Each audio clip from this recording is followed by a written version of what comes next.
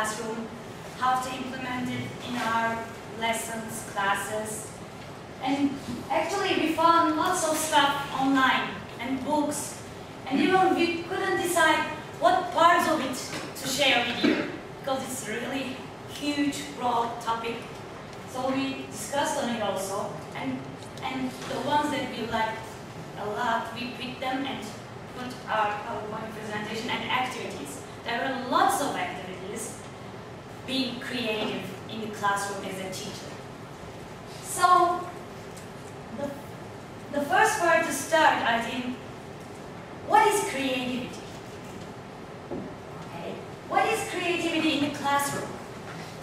What do you think? I think all of you has an idea, like at least relates to one word when you think about creativity in your mind.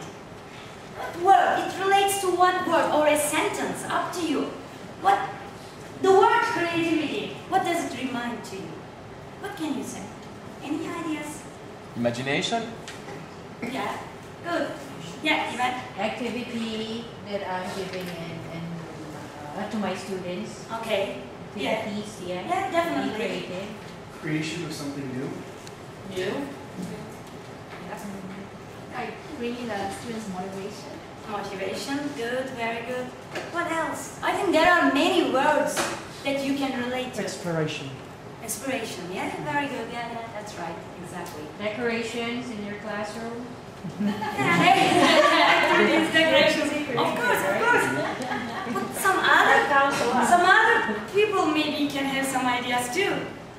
Some people wants to be quiet tonight. I can feel it. Yeah, no more. Being artistic? Yeah, being artistic. Exactly. So, what we found some many ideas actually related to creativity. But most of the answers came with fun. I don't know why, but most of the people answers back like creativity, fun. Do you think doing things differently, in a different way?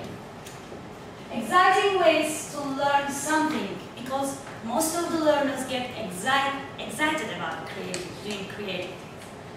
So, yeah, it's an attitude. And definitely should be governed by purpose if it were to be used effectively. There must be a purpose for you to use that creativity, otherwise it will not be used effectively. And of course, involves thinking and producing something new. There are some other words, even we couldn't put, like, some can say freedom for the mind, many words you can relate to. And it involves, if you want to describe it, it consists of what? What skills you have to have, or what kind of things you have to implement in your lessons to make it creative. And these are really the basics, I can say, the basics that you should have in your classroom to have a creative classroom. The first one is engagement. Because as a teacher, we can provide all the information for our students. But if they are not interested in it, if you cannot engage them, there will be no learning. For sure. First of all, you have to get their attention. You have to get the kids engaged in the lesson. So this is really very important to have a creative classroom, or to get creativity from your students. Flexibility, definitely one thing that you need to do in your classes. Because if you're not flexible enough, if you are strict in your rules and just want your students to be in the lines of it, then they will never be creative. If you stop them thinking further the borders, if you cannot do them, if you limit them, then they will not have the chance to be creative. So you have to engage them. You have to be flexible in your classes. And the third one is interaction, because, okay, you can only show pictures, only write on the board, but the learners, they learn the best when they do it, when they are in the activity, when they experience themselves, so that they can be more creative, and also not only being more, just the interaction between friends, get them motivated, because some of you said motivation, yeah. To be creative, they should be motivated. So interaction at that point. With the friends interaction, also activity interaction, they will be motivated and be creative, more creative. The third one is modeling. Modeling as a teacher, to be a model to them. You should be creative so that your student will copy you. You should have the courage to be creative, so they will think that, okay, if the teacher does this, if he takes the risk and not scared of doing mistakes, so there will be courage to be creative too, like that. Because most of the kids cannot be creative because of being afraid of making mistakes. They don't want to make mistakes, so they don't want to be creative.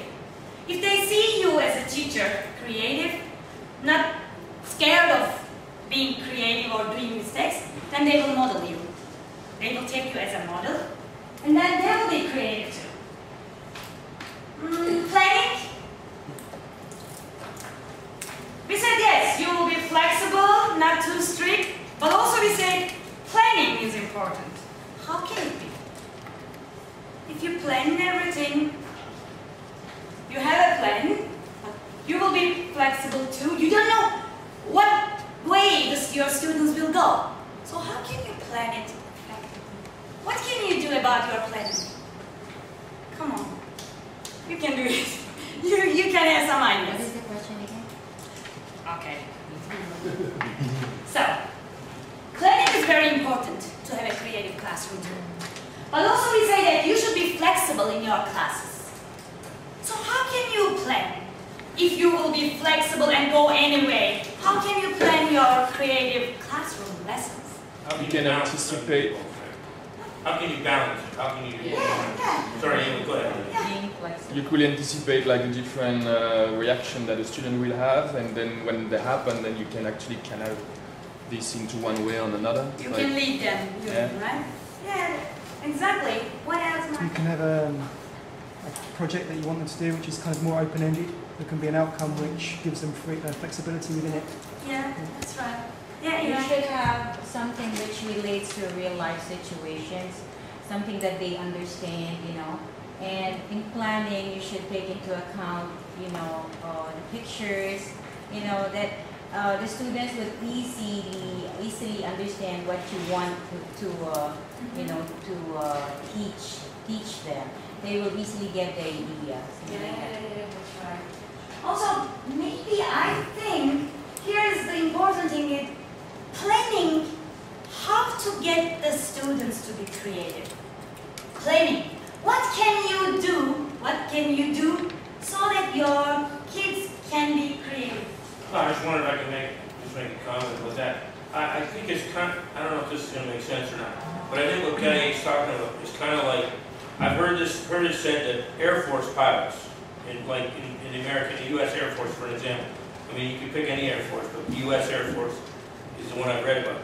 And they say that, you know, in conflicts, like whether it be a war or whatever, a war situation or flight testing, when it's very, very dangerous, they'll often hear those guys on the radio, and when things are really falling apart, most of them seem to stay calm. And they said, why is that? Is it because, you know, they're all super jocks or something? And actually, no, it's because their training is, they have all these backup plans. It's like, you know, so they might have all the way up to like plan F or plan G, you know, before they're in trouble, right? And so like they'll be radioing the tower and they'll be like, well, one's engine's out, and I've tried A. You know, A might be to run on the other engine or kick in the, you know, the extra power or something. I've tried A, I've tried B, I've tried C. So the calm tends to stay with them because they got all these options. Now, of course, at some point, eventually, as they're going to crash, they probably panic just before they crash. But the point, they're not superhuman, but it's that they have all these different plans, and I think that's kind of what you're talking about here, is that you have a structure with all these different outcomes. Why? Because you want the kids to be creative. So if they go down this path and plan A works, you can stick with it. But if it starts not to work, you got something else in there, and then maybe something else too. So you have a general outline, but you have different options to what you can do. Exactly, yeah. The last one, that risk-taking, because especially for the new teachers, it's like being creative, like a bit scary. Because maybe they're not that experienced, they don't know how will it lead the kids, so they feel a bit scared of it. So it's like a risk-taking, because you don't know where the class will go and end. Because you let them be creative. So a bit scary, but at that point what I think is that this is like life also.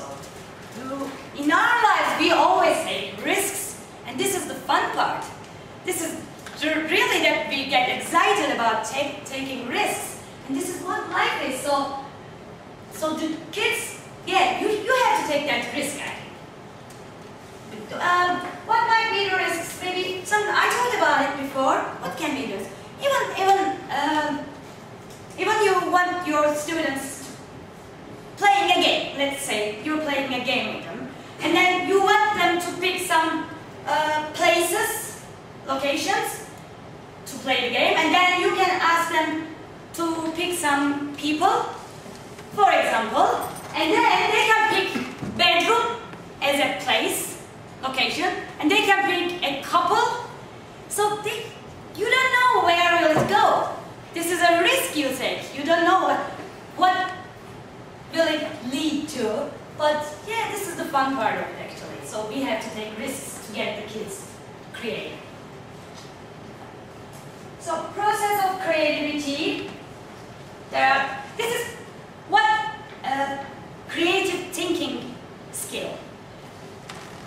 How the process that happens in the brain, having the creative thinking skills, it has 4 parts: preparation, definition of issue, observation, and study. So you have an issue. So first of all, you observe it, think about it. This is the first part, preparation. And the second part is incubation, laying the issue aside for a time. So you get the idea, but you cannot just have the answer at that moment. There is an incubation period. And then illumination, the moment when a new idea finally emerges. It takes a bit time and it differs, I think, from person to person. And the last part is verification, checking it out, being sure of, or being confident about your idea and being sure of your solution. At that point, I have a question for you that will make you use this process. Let's see if you can follow these steps. No, not this one. Can we go back? Should they write the steps down? I will write this. Are you going to write it for No, I'm not going to write the steps. I'm going to pose the question. So by using this preparation, incubation, and illumination, and then verification, you can find the answer. This is a maths question,